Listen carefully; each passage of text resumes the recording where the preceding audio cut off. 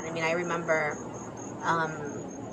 being in a class where it was like sociology of immigration, and they were talking about undocumented immigrants and whether undocumented immigrants had or didn't have the right to be in this country, and whether we stole jobs, and like all of those questions. And I remember like sitting there being like, all these people are talking about me like I'm not in the room. And this was back in like 2004, and I remember I raised my, not 2000, yeah, 2004, I raised my hand and I said like, just so y'all know, like I'm undocumented. And so when you're talking about these issues, like you're talking about me and my family.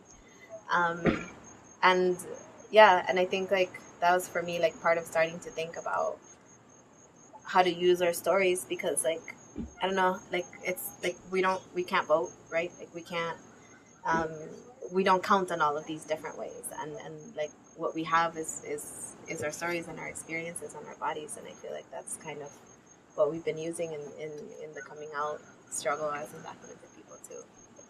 Y pues era cosa que afectaba a la familia, y es una cosa nueva que está sucediendo, y como tal nosotros sentimos que era la necesidad nuestra la de seguir apoyando la campaña que ya habían empezado ellos.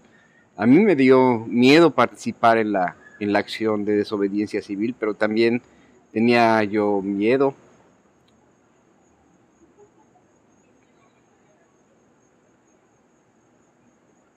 Cuando Tania estaba sentada en la oficina de McKinley, media hora antes me habla y dice, nos vamos a dejar arrestar, ¿no? Entonces digo, ay, ¿no? Que se siente impresionante.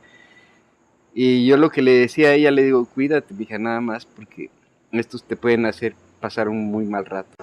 I was experiencing being undocumented as an identity, and as we were talking, it became clear that my mom wasn't, because she would say like it's a status, it's just a status, right? It's something that can change, or like, and it is something that can change, and it is just a status in some ways. But I feel like in other ways for me, because it has been such a big part of how I've grown up, that it's become an identity, almost.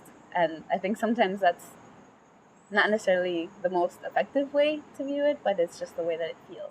The process about what happens once we got here was also very different because of family dynamics and age differences. And then sometimes I think that because my parents were older when we migrated, they had an identity that was already formed, right? They had a concept of who they were, and I didn't. And I was like, oh, wow, okay. So that was replaced by being undocumented. Honestly, it never occurred to me that we could have, we could say openly, we are undocumented, we are unafraid, we are here. And they started this movement in which they start talking, and I really, for me, that was something that changed completely the way I used to see the movement, the way I used to see the concept of organizing, because they came with something that I don't think it never would come to my mind, because in Mexico you are very afraid of the police, you are afraid of doing activities that we call their attention, and here they show us that being organized is the way that you protect your community, and this is something that I have learned from them.